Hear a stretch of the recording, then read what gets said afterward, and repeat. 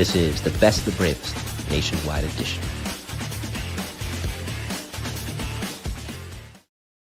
Even though it's a nationwide spin-off of Best of the Bravest, of course, the primary miniseries is dedicated to retired members and sometimes active members too, the FDNY.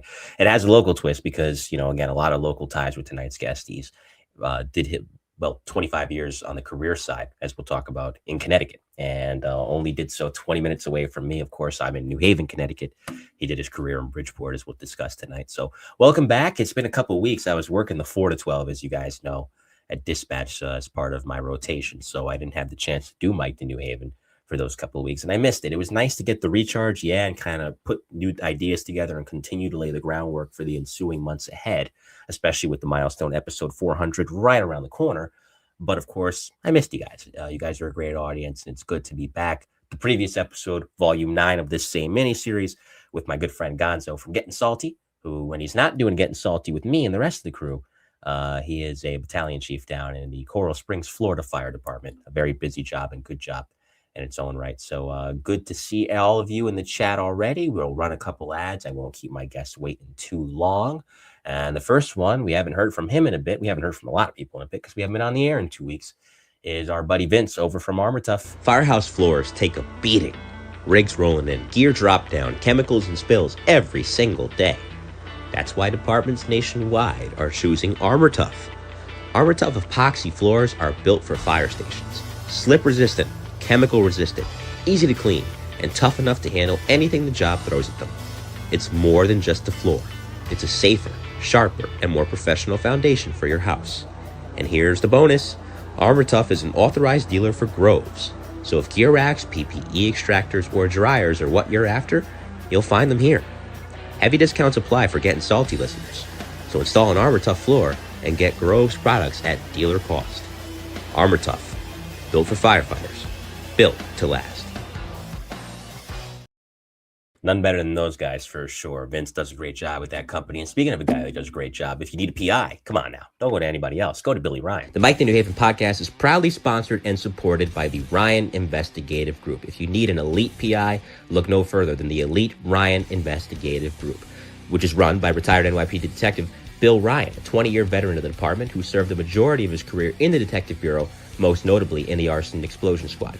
So if you need a PI to handle anything from fraud, legal services, and anything else that you might require, contact Bill at 347-417-1610. Again, 347-417-1610. Reach him at his website or the email that you see here. Again, if you need a PI, look no further than Bill Ryan and the Ryan Investigative Group, a proud supporter and sponsor of the Mike to New Haven podcast. Billy's coming back on the show this Friday, as I'll talk about at the end. And of course, you'll hear from our buddy Brett over at Granite State Helmets towards the end of the show, and we're going to get closer with rapid fire. All right. My next guest is a fire officer whose career bridges volunteer service, urban firefighting, command leadership, and national level instruction. From cutting his teeth in volunteer houses in New York and Connecticut to rising through the ranks of the Bridgeport Fire Department, which, as we'll discuss tonight, is one of the busiest and best jobs in the state of Connecticut. He's currently serving as the deputy fire chief over in Nantucket, Massachusetts, and he's lived nearly every angle of the job, as we're going to discuss tonight. And along the way, he's built the very popular Truck Tactics page, which most of you, of course, involved in the fire service follow. And it's one of the most respected training platforms in the country. It teaches firefighters how to think, move, and operate on the fire ground, and you can never gain enough knowledge in that respect. And like I said, we're going to dive into that tonight for this volume 10 of the Best, the Bravest Nationwide Edition. Retired Bridgeport chief and a man who's involved in a lot of different angles in the fire service, Nick Esposito. Chief, good to see you. Welcome. Good to see you as well. Thanks for having me. I appreciate it. Looking forward to it. Yeah, likewise. So, let's start about where you grew up first and exposure early on to civil service and what drew you to it. So I grew up in a small town about 30 some odd miles north of New York City. It's called Verplank. Very small town. My father was a volunteer in the fire department, small department. And I grew up basically as a little firehouse brat, like most kids did in my town, following your dad around and when they weren't looking, climbing on the fire trucks and getting into things you probably weren't supposed to. And then, when the bell hit, jumping on the rigs or jumping in his car, and taking in calls. So I got bit pretty early into the fire service for sure. Oh, for sure. You got there in 1989 as a volunteer, and is population wise, you said it was a small town. Call duty wise, was a lot going on because Oh, sometimes no, small not at towns can be all. busy. All right. Well, I think the population's 2,000 or something like that. I mm, think the call duty was about 200 runs a year, and 180 of them were ambulance calls. mm, The neat thing about it though was that, like, when I was young and a while ago, it's pre-internet and all that stuff. So you didn't know you were in a small place. You didn't know that you were in a slow place. So when the bell hit, you were just doing it, and you really enjoyed it and had fun, and you made the best of it. It was a very communal environment over there. Everybody, you go on a call, and if you didn't know somebody that in the department that was there with you knew somebody. So you're always, helping somebody, and you want to do a good job and stuff like that. And then there was a small city not too far from us that we would go mutual aid to, the city of Peekskill. And back then they were, for the size of the city that they were a busy little shop. And they would call us mutual aid for our aerial. And or we had a 1973 snorkel, which is yeah, a unique piece for sure. But the neat thing was, like I said back then, pre-internet and all that, that was our aerial, and we loved it. And one thing that my dad really did well, he was a good operator of that vehicle, and he was a lineman by trade in Con Ed. And so we would go to those calls, and they were always aggressive with it. And so that was the neat thing about it, was like, you only used it a handful of times a year, but when you used it, you just you pushed it as much as you could to get the spot. And I think that planted a seed early on for me, as we went through the different departments and stuff, by watching those senior members do what they could with that snorkel to maximize it, to get the result that was needed. It was fun to watch. absolutely. We're talking with retired Bridgeport Fire Department Assistant Chief Nick Esposito. Of course, who runs the truck tactics page and training. For those of you familiar with the fire service, you certainly know that page. If you have any questions, fire them away in the chat. Just a quick shout out to our friends tuning in: Joe Maliga, John Costello, Christian Williams, Don Gonzalez, Assistant Chief 91, Chris Ebden, otherwise known as 88 Picks, Steve Iarato, George Sickler, former guest of this show two times over, and one of my supervisors at dispatch. That's why I was smiling earlier. A little joke he threw in the chat: Dave Mancini, good man, Dave. Always enjoy whenever he's in the office. So, around the mid 90s, of course, you get your BS from Mercy College. And then what is it that brought you over to Connecticut? So when I was dating a girl from not too far from my hometown, but at the time that we got married, she was working in Norwalk. So we decided, hey, we always liked going over to Connecticut. So we just moved, and that was it. So we moved into a city of Shelton, and I took two tests. I took Bridgeport and I took New Haven. And no disrespect to Bridgeport, but man, did I want that New Haven job. I thought the white trucks were unique. They had tillers. They were constantly burning. And a lot of the guys in the volunteer area in that valley region either were on the job in New Haven or had friends in New Haven. And so a lot of people talked it up. But I didn't get it, and that was fine. So I ended up in Bridgeport, which was great. Yeah, everything for a reason, and you ended up in a very good spot and so on, right? But and still to this day, New Haven burns. I mean, like I said, as most of you know, I work dispatch for the city, and we had 3 fires in the span of 6 hours the other day. 2 of them were workers, one on the west side of the city, one on the east side of the city, and then one later on back on the west side. So keeps you busy, and I think those guys are doing 36,000 calls a year approximately. But then you get Bridgeport, which again, you want to talk about the jobs, the big jobs, and this is no disrespect to other jobs, but when people think of the Connecticut portion of the fire service, they either think of New Haven, they think of Stamford, Hartford, Waterbury, or Bridgeport in terms of the large cities that you can be a fireman in. So when they called you up, actually, before I get to that, you got called up there. You went to the academy in '99. Did your tenure in Orange as a volunteer, which is very close to me, as as we were talking about off air, did that start prior to that or before? No, so Or after, I should say. we we kind of bounced around a little bit. I didn't live in Orange when I got hired in Bridgeport, so that Orange came after. All right. So, like I said, getting hired by Bridgeport, certainly no disappointment there. Great job in its own right, from what I've heard. New Haven's academy is not very easy, but Bridgeport is very intense in its own right. How was your academy experience back then? Um, I enjoyed it. So Bridgeport does not have its own training facility. So at that time, we actually used the New Haven training facility, which Mhm. was a home run for me because I lived in Orange and it was right down the street. Right.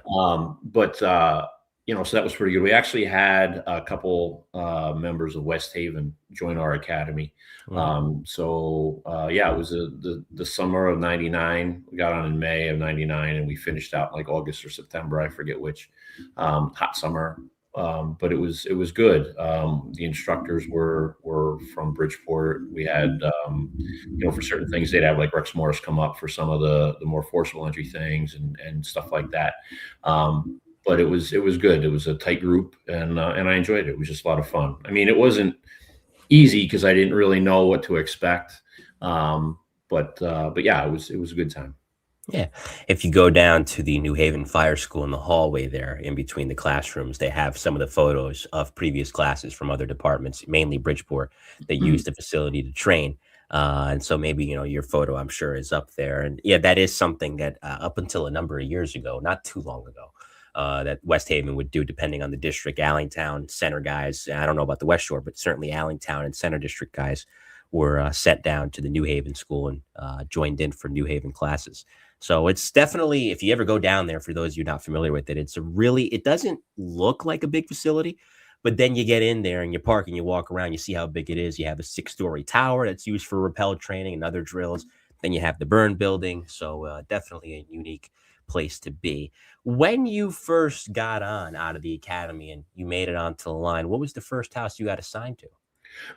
So when you first get on, you rotate through the houses during your probationary period. So Bridgeport has 8 houses. You rotate through 5 of those 8. So the first house that I went to was the Wood Avenue Fire Station on the west side, and that's where Engine 3 and Engine 4 are. So my rotation was a little weird the way they did it for my class, but my first 2 months was on Engine 3 and Engine 4, and that was a good time. I enjoyed that. Mm. Tell me about the fire duty back then. I mean, we talked about it off air. Bridgeport certainly still getting a lot of fire duty now. What was it like when you first got on, 99, 2000? Yeah, what was funny is that at the end of the academy, right before we went on the line, we were actually going to fire headquarters. We weren't going to the fire academy anymore, and so they said, "Hey, go downstairs and meet the guys and do whatever they want you to do." They're just trying to kill a week's leftover of time for us. So I remember going down there, and I was just so excited to be on that job. And one of the senior firefighters was there, very well respected guy. His name's Timmy Guys. And he said, "Oh, congratulations. It's the best job in the world. You're going to love it. We're excited to have you. It's just too bad you're coming on. It's really slow now." And I'm like, "Slow? Like, what is he talking about slow? This is the place's gym." And come to find out, like, those guys, they just caught so much work. It was just, their cup was overflowing. It was, back then, we were still doing 3 days on, then 3 off, and then 3 nights. And they were going to jobs just all the time. Sometimes every night, sometimes, 2 jobs in a night. I mean, that wasn't every night, obviously, but when they were hitting the runs, it was going. So it was just funny to hear a guy who had, or at that time, already probably 15 years more than me, and his perspective on it. But I was just so excited because to me, it was busy. It was, a lot of stuff was going on. Just companies were busy, fires were going, racks were going, and it was just fun. So I couldn't wait. Absolutely. And again, it's something that's still definitely the case today, even as the fire service evolves. Certain cities that are busy, and they don't have to be cities with over 100,000 people living in them, like we were talking about off air. You look at certain places like West Haven, right, or Hamden. Those are very busy cities in their own right. They don't have the population that a New Haven, Bridgeport, Hartford, Stanford does. But certainly the calls are coming in, and that's the key. You're having fun because with that fun comes a heck of a lot of education. Now, the interesting facet is it wasn't like you were, when you walked into the academy, you were picking up a hose line for the first time. You understood and had experience and had been in fires from your time in the volunteers. Obviously, even in Verplank that maybe didn't get a lot. You mentioned you went mutual aid. You spent some time in Rybrook before you became a career guy too in the mid 90s. But nevertheless, when you go to an academy for a specific city, they're teaching you the specific way that they do it. So your first fire in Bridgeport, with that knowledge you'd been given in the academy, if you recall it, just tell me about what that was like going to a job and doing things the Bridgeport way. Yeah. So Bridgeport, the vast majority of the high majority of fires that they have are 2.5 and 3 story multifamily dwellings, and they're typically balloon framed. So there's a lot of patterns and consistencies in those fires. And so my first fire actually was in a 3-story ordinary, which is interesting because Bridgeport we don't have the frequency of fires in ordinary buildings. Like I think Hartford is always in a brick. And we're not, Bridgeport just wasn't that way. But anyway, so my first fire, literally I helped with the dinner, and it was actually my first swing of nights.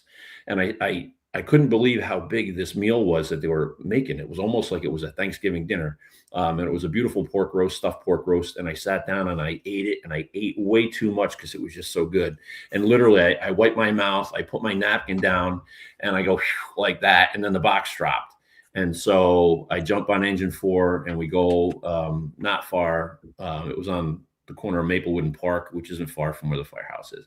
And so they say, "Hey, kid, get out and wrap the hydrant." So I wrap the hydrant, and then the boss is yelling, "Get back on, there's a closer hydrant." So now I'm like, I didn't know what to do. So I took the hose, I threw it back on, and they just took off without me. So now I'm running down the street with my air pack on. And the engineer said, "Don't worry about it. I got it." And this was a guy named Paul Wormsley, one of the best of the job ever. He'd be a great guy. If you could get him on because by all means, put us in touch. Yeah. Quiet, humble guy. But anyway, so yes, fire on the 3rd floor, back bedroom. I stretch the hose. I go running up there, and I'm just trying to do everything right. Pull it off, get it on my shoulder, turn, go, flat load, flake it out as we're going. Get to the top of the stairs. I can feel my heart is just in my throat. My stomach is like rolling, and I can feel them getting green. And so I call for water. I flake the thing out. I'm not paying attention. The squad comes up, and they kind of like push me over, take my nozzle, and now I'm pissed because this was my first fire, and that this boss on this engine, Lieutenant Paul Coca, said, "Kid, whatever you do, don't ever give up the knob to the squad." So I immediately I've committed like the biggest faux pas on a fire department. I'm never going to recover. And then so I kind of go up and crawl up to them, and I'm trying to pull from them, and they're just laughing at me, and they put my fire out, and then they hand me the nozzle, and then they go away. And I'm just mad because I'm like, screw those guys. And I took names because I'm like, I'm never going to hang out with those dudes. Those dudes were terrible. I just couldn't believe it was. And at that time, my boss looks at me and he says, "Hey kid, you're not going to throw up, are you?" And I didn't, but man, I had to swallow it. It was tough, and I was just green, and they're all laughing at me as I'm going out of the building. So not only did I run a half a marathon between a hydrant and the next, I had a Thanksgiving dinner. I stretched the line, ran it up there. The squad stole it from me. I thought I was going to throw up, and they all were laughing at me because I looked green. So I think that's pretty much a classic rookie fire moment right there.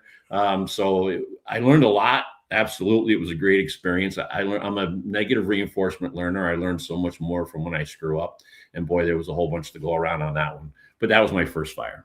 No, I mean, listen, if you're not screwing up, you're not trying. That's definitely when any rookie's foray, especially into a profession like that, that's how it's going to go most times, as long as you're truly trying to apply yourself. Now, for context, some cities are going to run, the bigger cities that is, run 4 on everything. Is Bridgeport running 4 on the engine and the truck?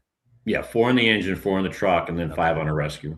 Okay, that makes sense. Yeah, that's how most the larger cities tend to do it. So once that rotation ended in late 99 into 2000, what was the first permanent assignment you had? So typically they say, and it happens about 2/3, I ended up, my last rotation was fire headquarters, and they say, usually stay in your last rotation. The only reason it worked out was because fire headquarters is the larger station and there was room. So I was there for a bit. So I was assigned to engine 1. Unfortunately, I got bounced out for a little bit, and then I was able to get back. Just a staffing thing. But yeah, so I spent most of my time at fire headquarters, other than a brief stint at Engine 15. So, in terms of headquarters, give me the district layout and give me the types. I mean, you mentioned, of course, woods, but sometimes the closer you get to downtown, there's high rises, there's different types of residentials that you could deal with too. As far as fire duty was concerned, what was the fire duty? And what type of buildings were you normally encountering in terms of headquarters responses? Yeah, so headquarters is downtown. So a lot of that commercial area, the harbor, the railroad, the high rises, the mid rises, but still most of the work was in the neighborhoods. So the 2.5 and the 3-story multifamily dwellings. We did catch some work downtown, but it was sporadic as far as like commercial occupancies or the apartments, things like that. There's a couple housing projects that fire headquarters at the time served, and we would get work in there as well. But most of it was in the neighborhoods with the multifamily dwellings. As you built your way up, there's the interesting evolution from a guy. I mean, you learn your assignments, right? You learn how to be a good pipe guy. You learn how to be a good hydrant guy. You learn how to drive, and that comes with knowing your district. You had a lot of time to do that, especially with the amount of times you were going out, not just for the call volume. You guys, even though you have AMR in Bridgeport, high priority medicals, I believe you guys do respond on if it's like a chest pain, something like that. Right. So you were doing plenty of that too, and sizing up even on EMS runs. At what point, how deep into your career was it before you started helming the wheel? And what was that like to go from the guy that was wrapping the hydrant or the guy that was on the nozzle to driving and pumping? Getting checked. So in Bridgeport, the engines have a seated chauffeur. It's an engineer, and it's a tested position, a civil service position. So, when you go in as a firefighter, if that seated chauffeur is not working, and the way the overtime lands, they decide they're going to have an actor, then you can act up. So basically, once you get on a company, most of the companies wanted you to start working on it right away. The administration wanted you to start working on it right away anyway. And then it was just a matter of it. Once your boss felt comfortable with what you were doing, then you could go and get checked off. I had a fair amount of driving experience and pumping experience before I got on. So it didn't take me long, but I did it to be a member of the team, and I did it because honestly, they would threaten you if you didn't get checked off, they transfer you. But truthfully, I really, not that I didn't enjoy it. It's fun for about 8 minutes. But after that, I want to do all the other stuff. So I didn't drive. At that time, I was assigned to Engine 5. I didn't drive it that much. And then the fires that I did catch with it, I enjoyed it again for about 8 minutes. And then after that, I wanted to get inside. And then all my friends would come out and make fun of me because I was stuck at the pump. It's Yeah. we appreciate our engineers though, because it is a thankless job. It's such a thankless job. Yeah. And that's why I say that first 8 minutes is sheer terror, because the pressure is to get everything going right. Make sure you got your lines going, you establish a solid water supply, and you got your plans in place for any contingencies that pop up. But yeah, it's standing outside and watching. It's not, I didn't enjoy it. No, and I don't blame you. Now, it's interesting. You mentioned some of the guys that helped you early on when you were on the rotation. But once you got settled into headquarters, especially as a newer guy and learning, again, as we talked about earlier, the ways of Bridgeport specifically, who were the guys at HQ who you would credit and look back on and say, man, I'm glad I had those guys around during that time because they really molded me? Truthfully, there's so many. My first supervisor, Lieutenant Frank Bridge, was solid. I had a great engineer named Johnny Knott, just a character, but really good at his job. But he made the job so much fun. My senior guy on the company was this guy named John Skinner.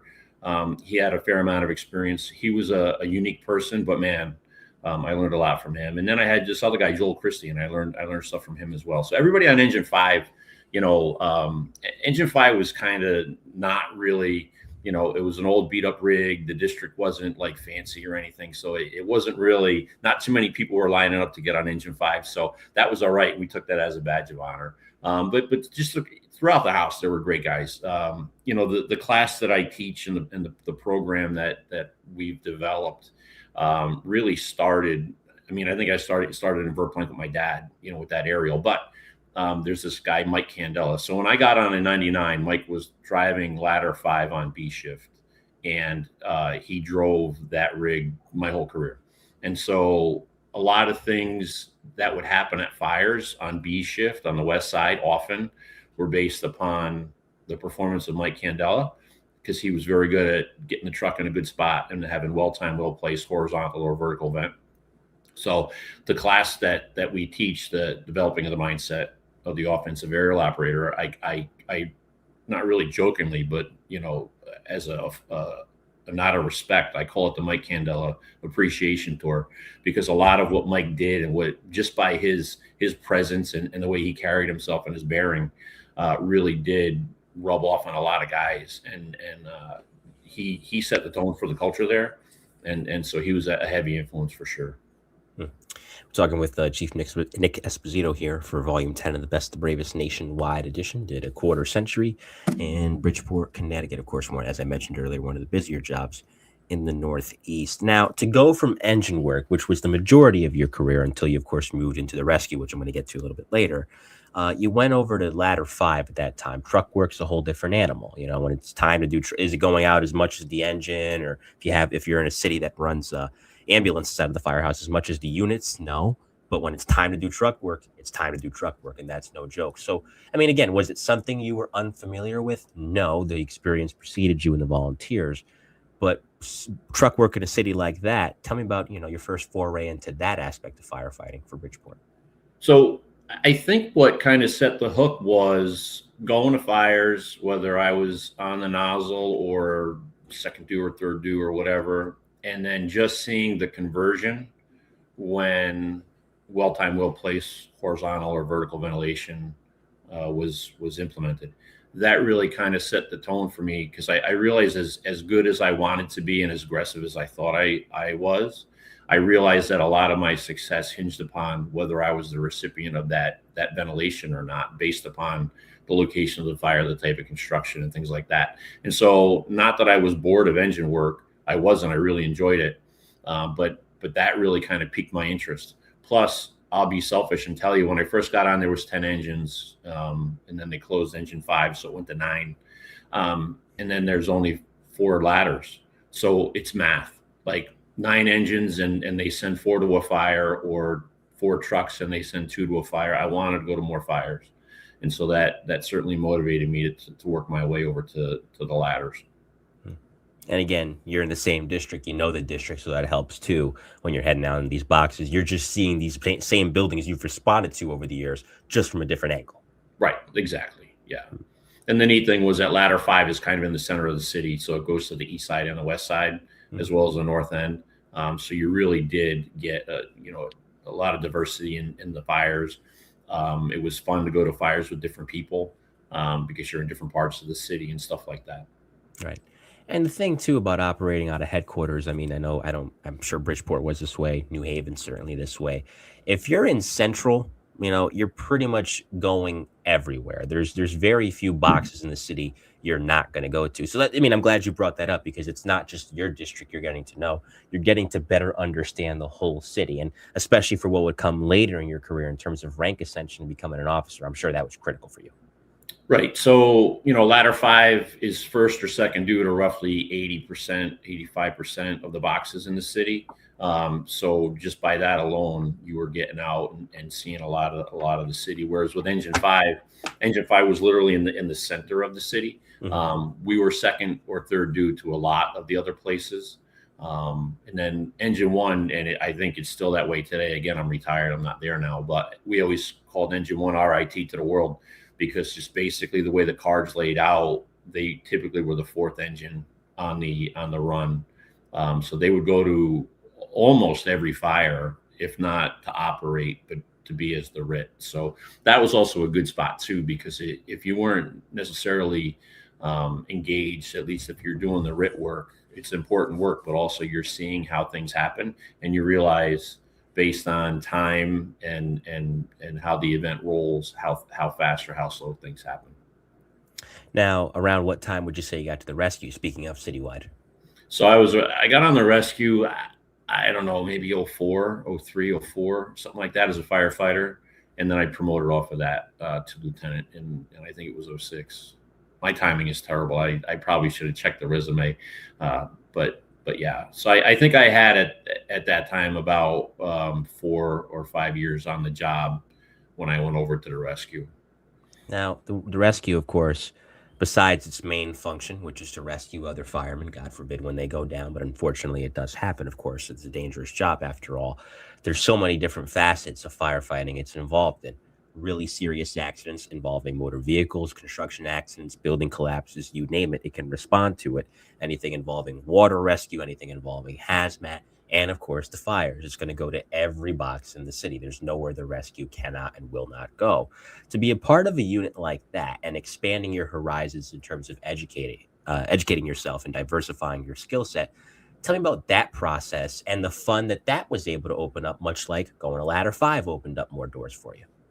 Well, one thing about the city of Bridgeport is financially it's in a tough spot. It's much healthier now, but it wasn't always that way. And so it didn't have a lot of resources. And when I came on, most of the training that happened was by on the job training, because those guys that came before me were just very busy, and that's how they did it.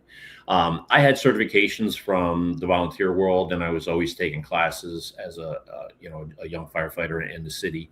The way that Bridgeport does it, there are no mandatory requirements to get on the rescue. It may be different now. Again, I'm out of it now, but back then there really weren't any. So you kind of got on there a couple different ways, either one by seniority, if a bid spot came up, or if there was an opening, you could put in for it and then you get picked. And sometimes it's, it makes sense. Sometimes it doesn't make sense. I got lucky and I got picked, and I'm very appreciative of that.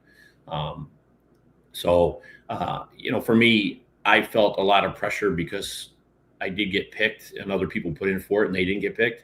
And so it's not like you're going to walk in and everybody's happy to see you. So, I knew I had to kind of keep my mouth shut as best I could and try to prove myself.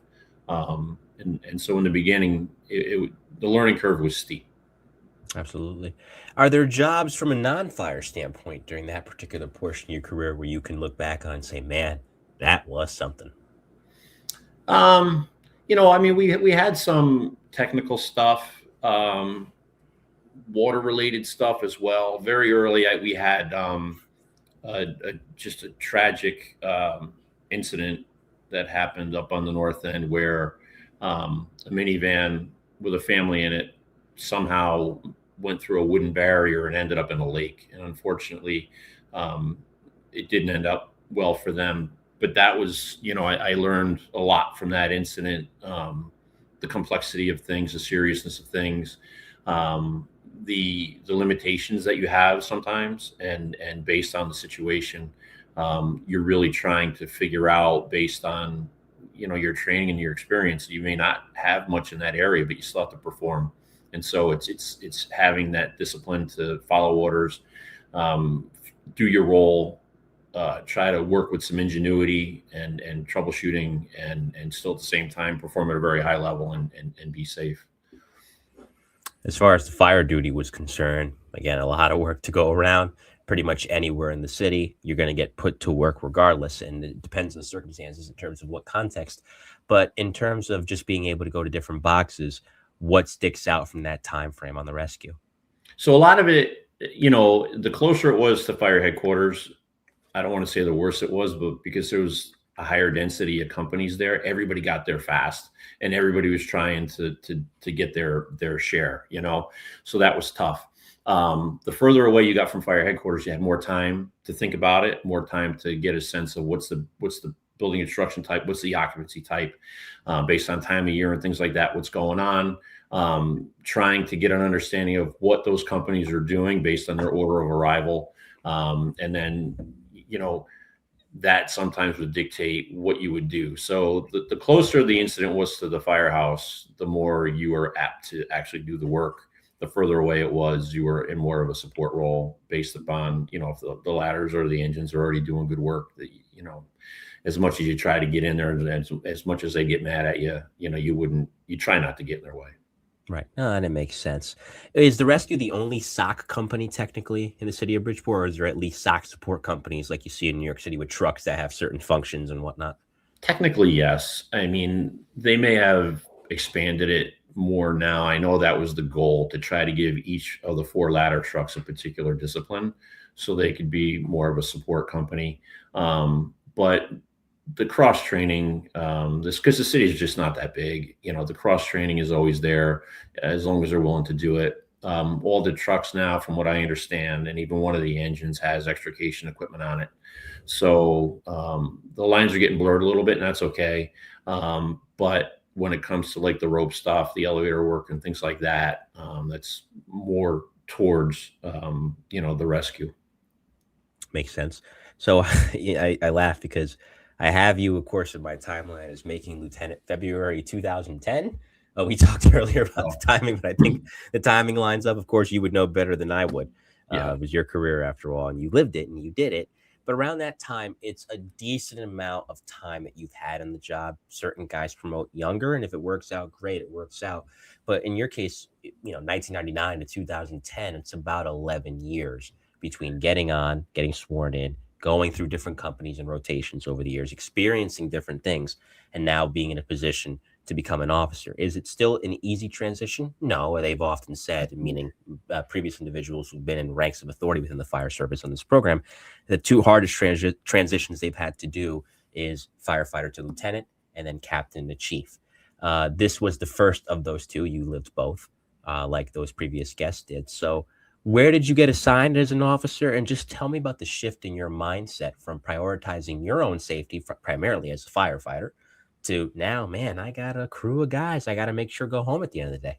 Right. So I got assigned to engine 7, which is, it's no secret, it's the slowest engine in the city, at least at that time.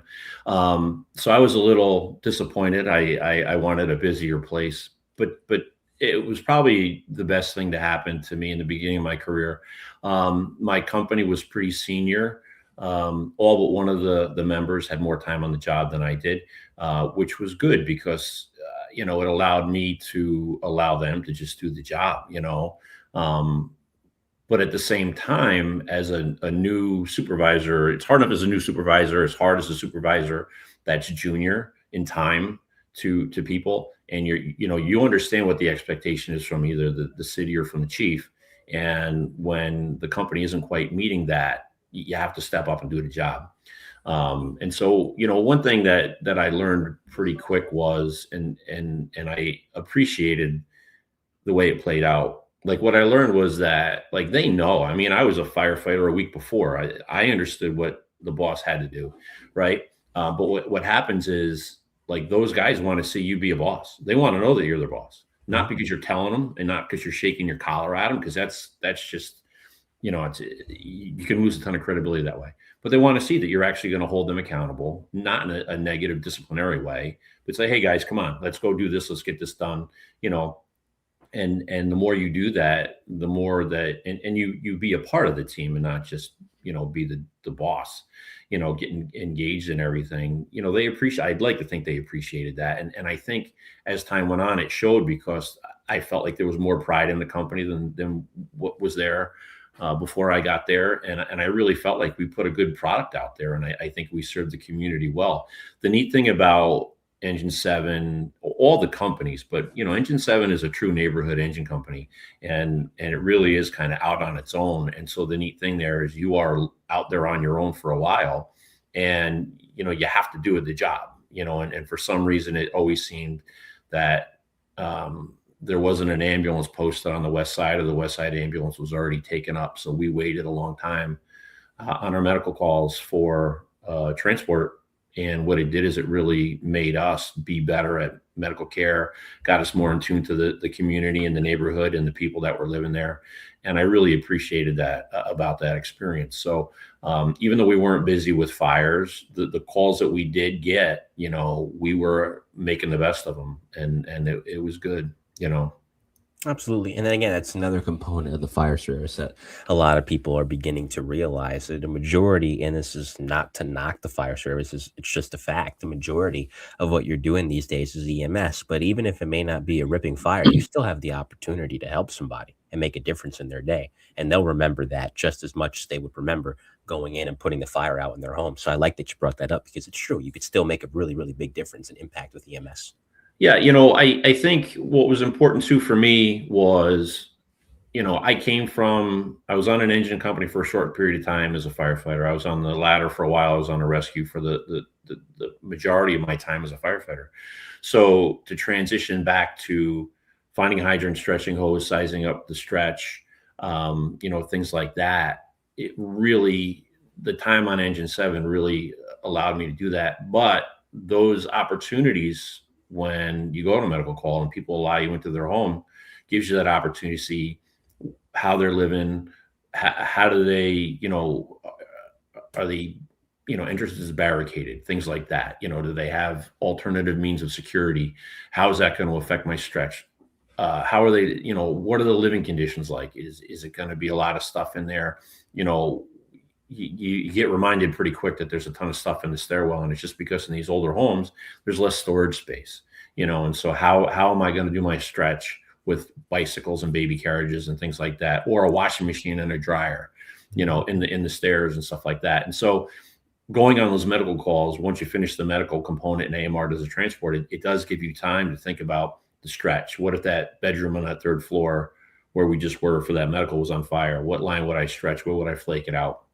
And then, so these were talking points when we would get newer guys on the company where you could tell they wanted to do more fire stuff, but they weren't getting it. But that was a way that you can talk about, fire and get them engaged. And I always said, if you go to 50 medicals before you go to your next fire, that should be 50 times that you stretched in your head, and sized up that structure. And so when the fire finally comes, it's not the first time you're thinking about, how do I stretch on the 3 wood? How do I stretch to the 2.5 and getting into the apartment through the rear?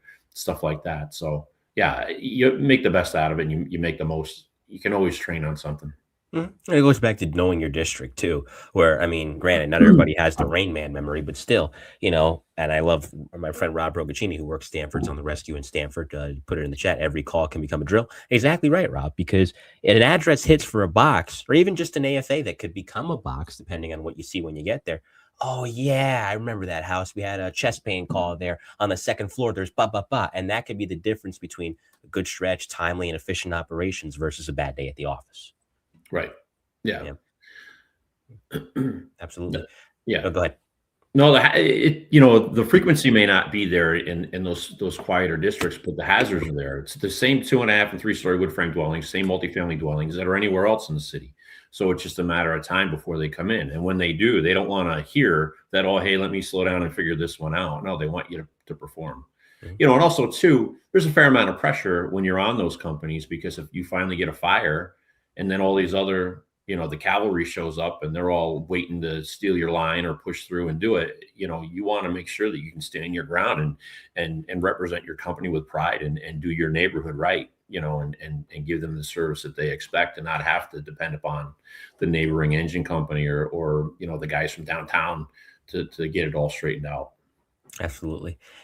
A few months after you got promoted to lieutenant in 10 was the tragedy of July, where 2 firefighters, Lieutenant Velasquez and firefighter Vick, I hope I'm pronouncing his last name right. If I'm not, I sincerely apologize, were killed at the fire over on Elmwood Avenue. I don't know if you were working that day and responded, but nevertheless, as a new officer on that time, it's scary and it's sobering, especially considering the fact that in Velasquez's case, he was an officer and perished at that job. How did a tragedy like that, and I don't know how well you knew either of those gentlemen, change your perspective, not just, in terms of being an officer and a new one at that time, but just on the job in general? Well, Stevie was a giant on our job. And honestly, I think for the whole time that people were on that job while that knew Stevie, his influence very strong. And I'm sure a lot of the things that folks are doing today are directly because of the things that they saw Stevie do or that they learned directly from him. Stevie and I were good friends. I felt like he was my best friend on the job. He had a ton of friends on the job, but either way, I was very close to him, and it was a hit. And I knew Mitchell. because when I was on, and ladder 11 is the truck out of that same house, Ocean Terrace, engine 7, ladder 11. At that particular day, actually, I was not working there. I had just been transferred. Well, not just, but I was transferred, and I was doing a straight day gig as a lieutenant in the training division, much to my disappointment. But anyway, I remember that day because I was taking my kids to a Bridgeport Bluefish baseball game. And I got out of the car in that parking lot, and it was the hottest day I remember in my adult life. And, as I was waiting in the parking lot to go to the ball game, that's when that whole event took place. So, yeah, it was a pretty heavy thing for sure. Because Stevie was had some more years on. I think by that time he probably had about 13 or 14 years on, and then Mitchell was a newer firefighter. So obviously it affected everybody, but that event really hit a lot of people because everybody knew them at different times and for different reasons. So it affected the new guys. It affected the senior guys. It was quite an event. So Absolutely, and those guys aren't forgotten. And I didn't want to pass the show by without mentioning them because they deserve to be mentioned. And again, definitely a job to learn from. A lot of studies and good videos and articles have come out about that job. In the this July, it'll be 16 years since that tragedy occurred. You made captain in June of 2017. One of the gigs, even if I don't know how you felt about it. I know how you mentioned just now you didn't enjoy the training division too much at that time. But one of the gigs you had was communications. Different component of the job, different aspect to how things are done in the fire service. So just out of curiosity, once you got promoted to that particular rank in June of 17 and you were assigned there along the way, what did that particular role entail? So I was fine with it for a couple of reasons. One, when you get promoted to captain in the city of Bridgeport, typically you're going to get a straight day gig. I mean, it's not the absolute, but usually everybody bids out of those straight day gigs to get back on a company. So that's usually where the newer promotees go. I was actually kind of honored to have that job, and basically a significant component of the double fatality that we had was due to misalignment of the communication system. And because of that, it got rectified kind of quick after the fire, thankfully.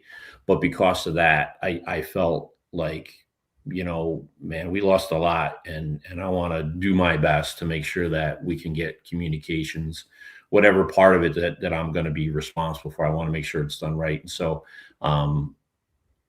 I did kind of take pride in working with the dispatchers and talking about that fire and talking about Maydays and getting some of the things set up, getting some of the portable radios to work as close to the way we had hoped that they would work, and also kind of get the dispatch information that we were receiving in a manner that was effective and efficient.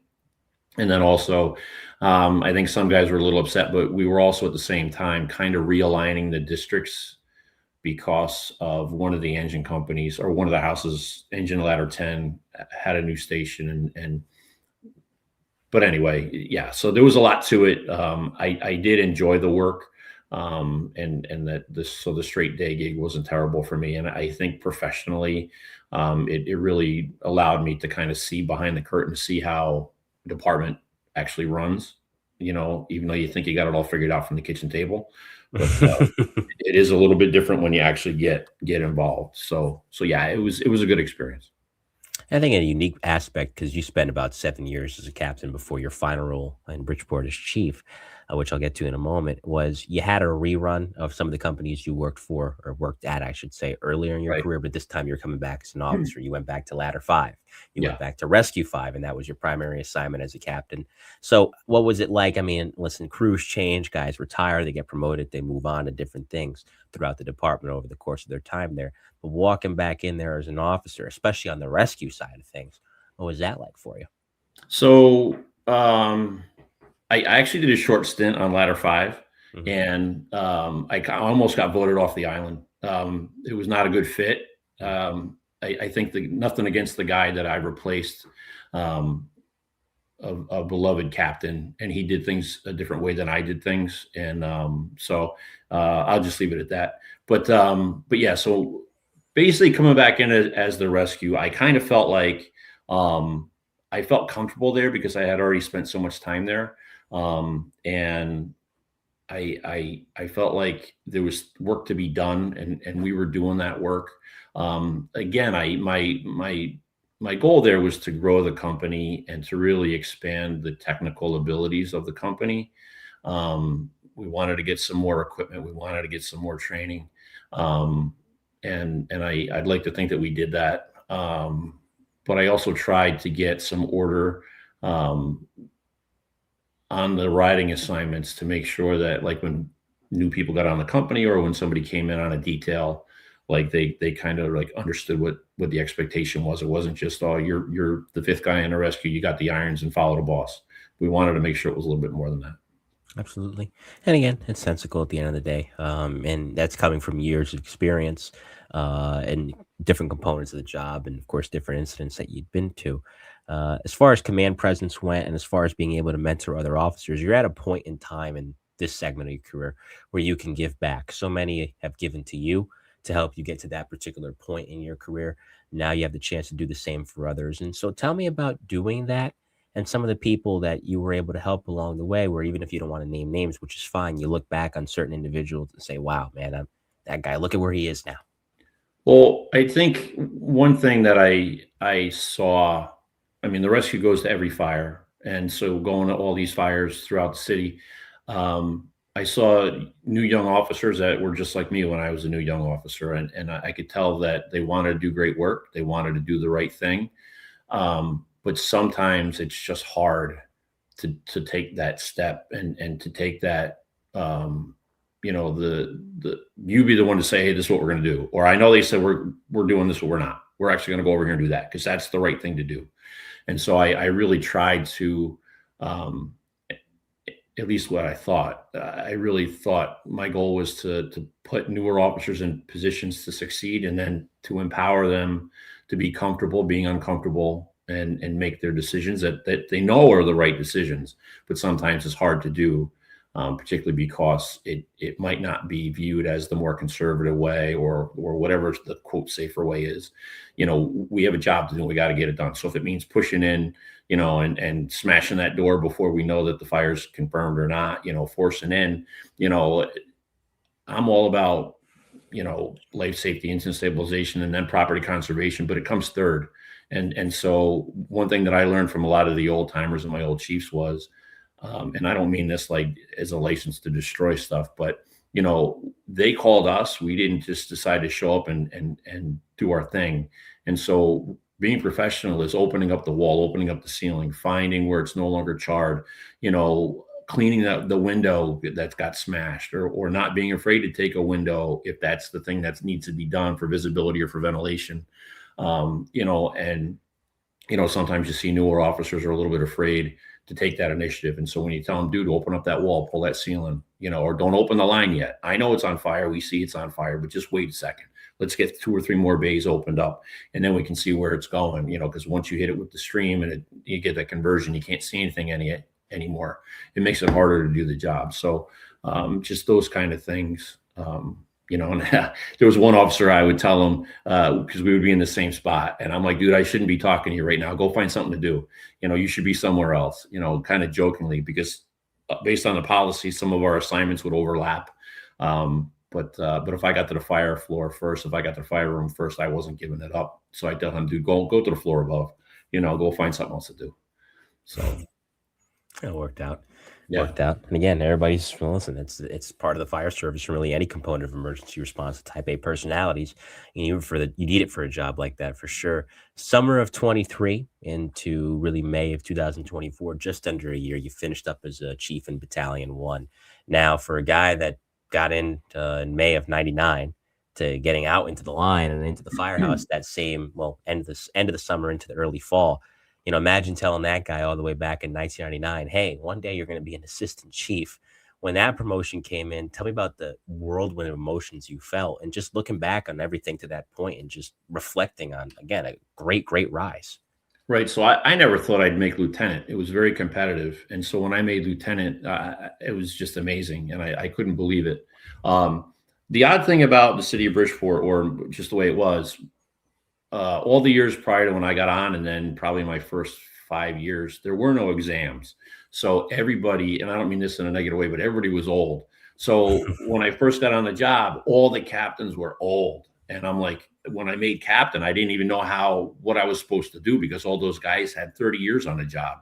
And I barely had half of that. And so trying to figure out how to be a captain, let alone now I'm in the car being a battalion chief, you know, that was just, totally mind trip. And then also, all of those good chiefs that I had coming up through, I felt a lot of pressure to not disappoint people like that, and so it was a big change. And also, you know, as much as they want to tell you it's different when you're a chief, it absolutely is. The second you button up that white shirt, like it's a light switch, and a wall goes up. And I knew I didn't want to hang out with my battalion chief. Well, actually, when I first got on, they were like really cool old salty dogs that had a ton of fire stories.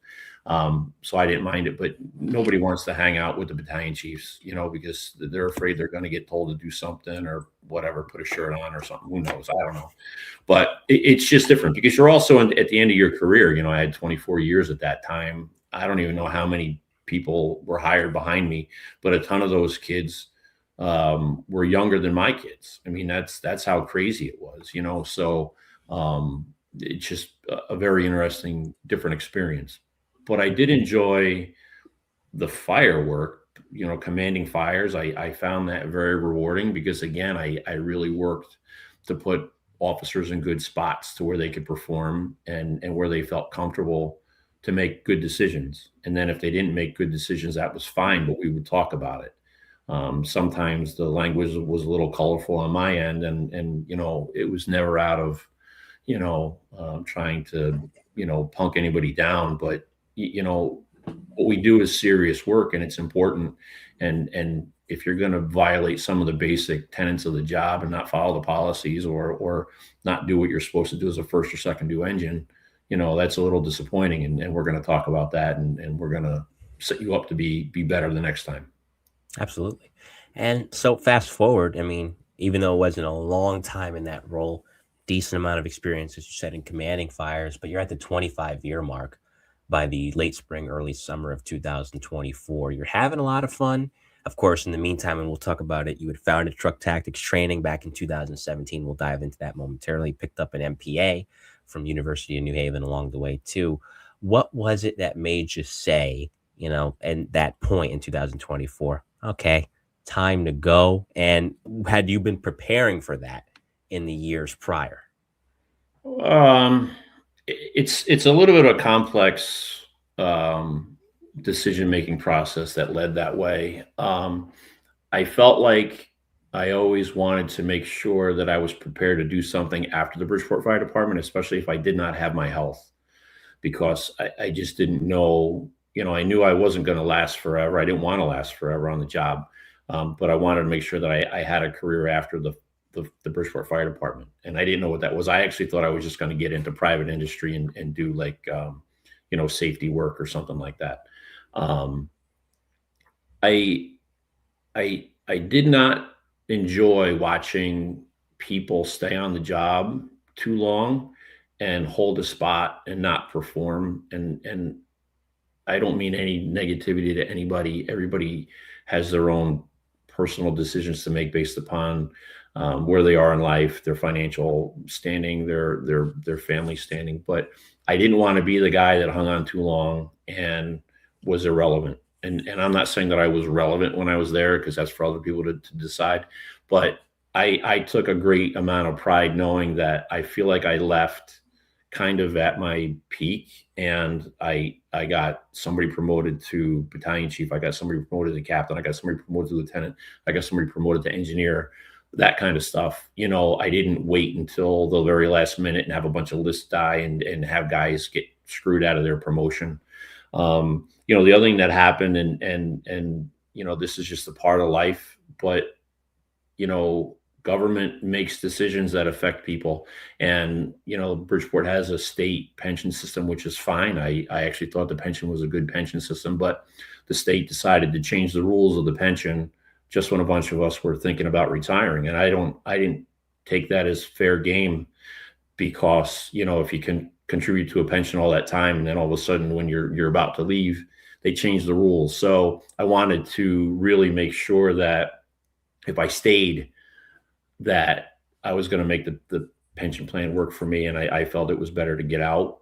And I just felt like with the education that I had, and some of the, my drive to go and see what else was over the horizon, it was okay. And it worked out. So I was able to get the job that I have now, and I'm very happy with both places. So it was good, That's what you should be.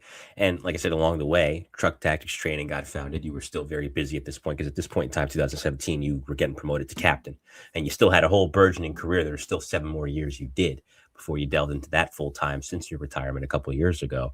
So tell me about the concept behind founding that. And again, it's exploded into something really, really nice. Next year will be 10 years that you've been at it. Yeah, totally accidental, to be honest with you. So I had an Instagram account. It was my own private personal Instagram account, where I put up a picture of my dog and my kids and whatever. I was on a hike, look at the sunset. And then once in a while I'd post a picture from work, and I would get a lot of traffic from the work picture of, ladder 5 doing this, or, hey, we saw ladder 10 do that, or 11s do this, or whatever.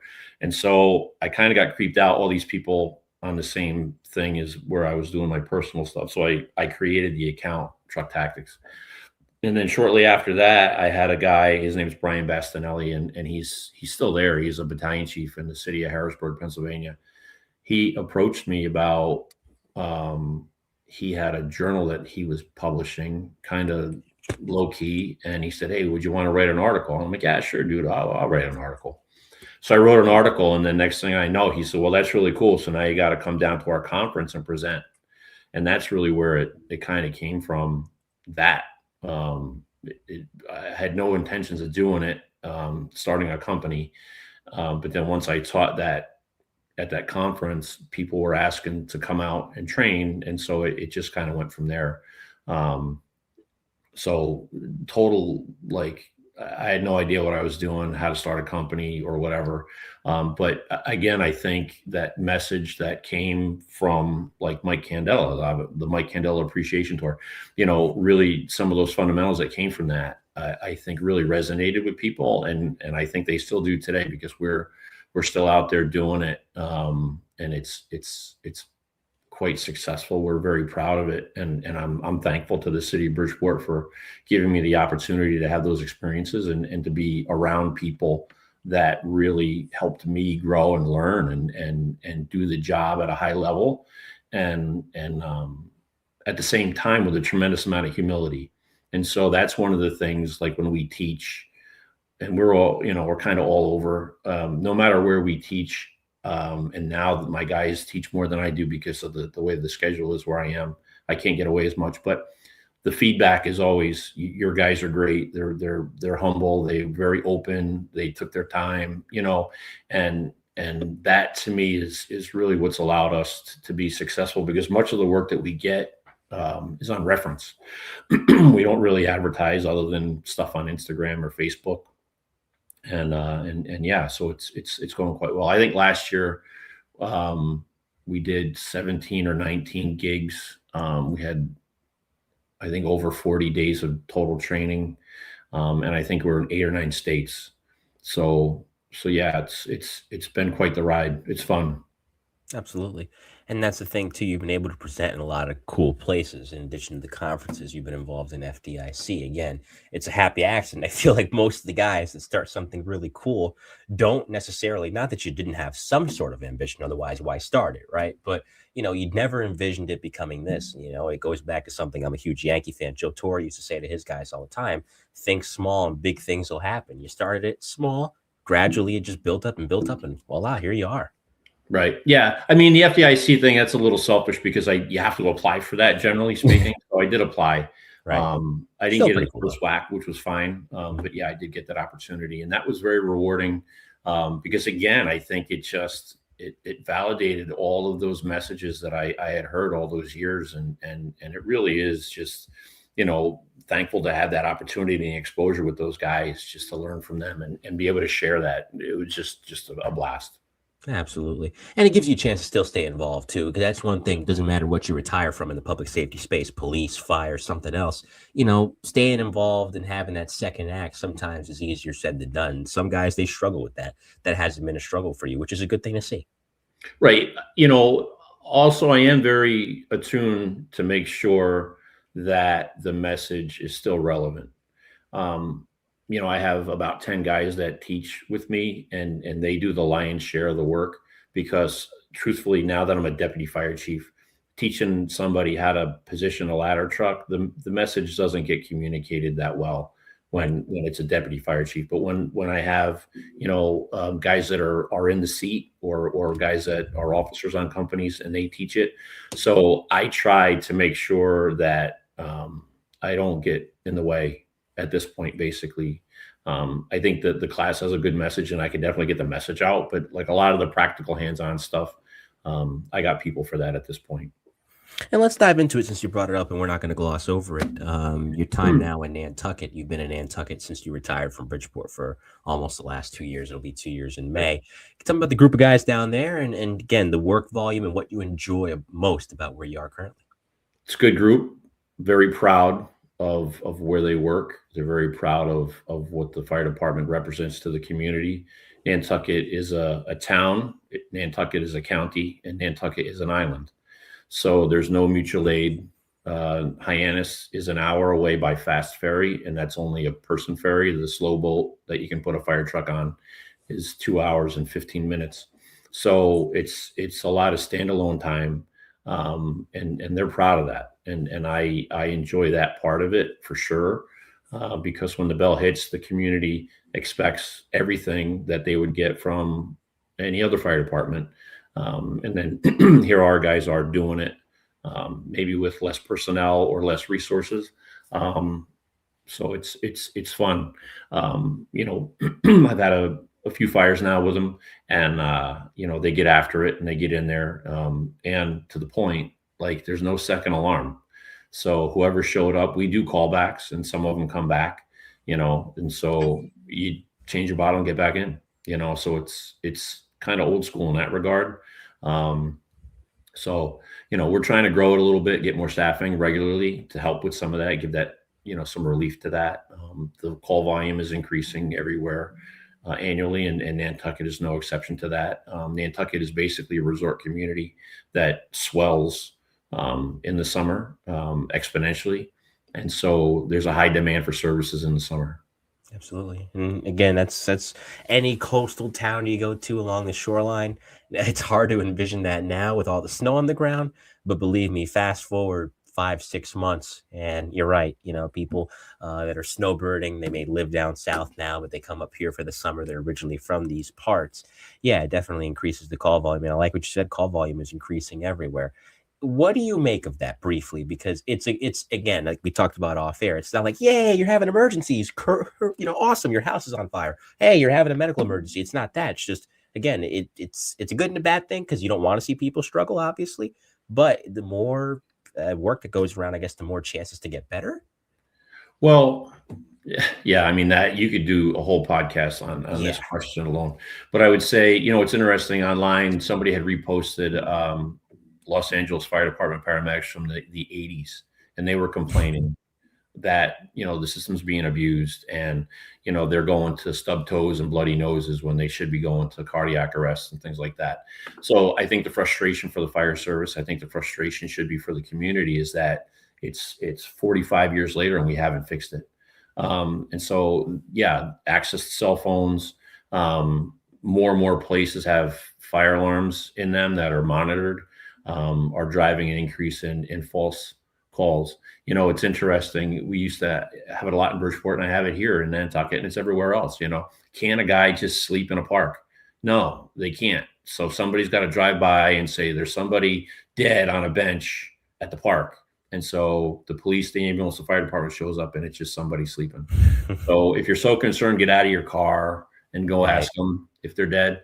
But yeah, I mean, that's just a big part of it. But those are modern problems. I think when we start to really look at what drives the medical system, I think we'll get a better sense of how we can fix it. But it won't get fixed at the street level until it gets fixed on the administrative end. You just triggered. I was an AMR guy in New Haven for a little bit before I went over to my current job. And you just triggered some memories there. On a 1 for the unresponsive. You show up there. Poor guy's just taking a nap. He's just in his car. He's just trying to get some shut-eye. Leave him alone. And Right. again, just get out and check if you're that concerned. But that's a whole different story. That's the whole thing. Yeah. Different day. Man, the hour and change has flown by. This is just as enjoyable as I thought it would be. With somebody like we were talking about, small world. It turns out you and I know a lot of the same people. Have a lot of the same connections to the area, which has been nice. Before we get to the rapid fire, though, of course, as promised, a word from our friend Brett King in Granite State Helmets. Hey there, firefighters and fire buffs. If you're tuning into the Mike to New Haven podcast, you know the value of reliable gear. At Granite State Fire Helmets, we're proud to introduce the TL2, our premium leather Phoenix fire helmet. The TL2 is all about comfort, durability, and that timeless style you trust. And here's the best part. All in-stock inventory usually ships within 24 hours, so you'll have it in your hands in no time. Plus, our company is proudly owned and operated by firemen, so you know we've got your back and understand exactly what you need out there on the front lines. So don't wait. Gear up with the TL2 today. Granite State Fire Helmets, where tradition meets innovation, and where firemen have you covered. Brett's a good man. I believe I forget where he's a deputy chief. I think it's in the New Hampshire area or Massachusetts area. Again, rapid fire, 5 hit and run questions from me, 5 hit and run answers from you. I'm going to tweak the first question a little bit. Same structure of the question, but I'll ask it in this sense. If time machines were real, like we see in the science fiction movies, and you could hop in the Wayback Machine and go to any portion of your 25 years in Bridgeport, if you can go back tomorrow, Chief, what part of your career, what's the sweet spot you're traveling back to? Oh, I did. My first day on a job. Absolutely. All right, there you go. Not a bad answer. What's one truck company task? We touched on it, but you can expand on it here. One truck company task specifically that everyone often underrates. Water leaks. As much as I did not enjoy them, the amount of property damage and the amount of immediate distress it would provide to the occupants. So as much as we hated doing them, like broken pipes and things like that, it really was one of those things where, if you did good work and you helped the people out, it would be very much appreciated. So I know that's not the fire answer you're probably looking for. No, it's fine. As far as value for community service and things like that, you would really see people that absentee landlords, things like that, bad tenants upstairs that were just, off the grid. So when you got in there and you could help those folks out, it's very rewarding for you to kind of see the relief that they would get. So yeah, water leaks. Not a bad answer at all. I appreciate the answer. Another question you can expand on: best lesson you learned specifically as a chief. Well, just keep your mouth shut. Mm-hmm. And I learned more just by listening and watching. And it took me a while in my career to get to that. I had a pretty big mouth, and I know that, and it wasn't necessarily a productive part of early in my career, but as a chief, just listening to people and getting their perspective and understanding why they were doing things and things like that allowed me to learn a lot about them and really build relationships, I think. Absolutely. And good point, Rob.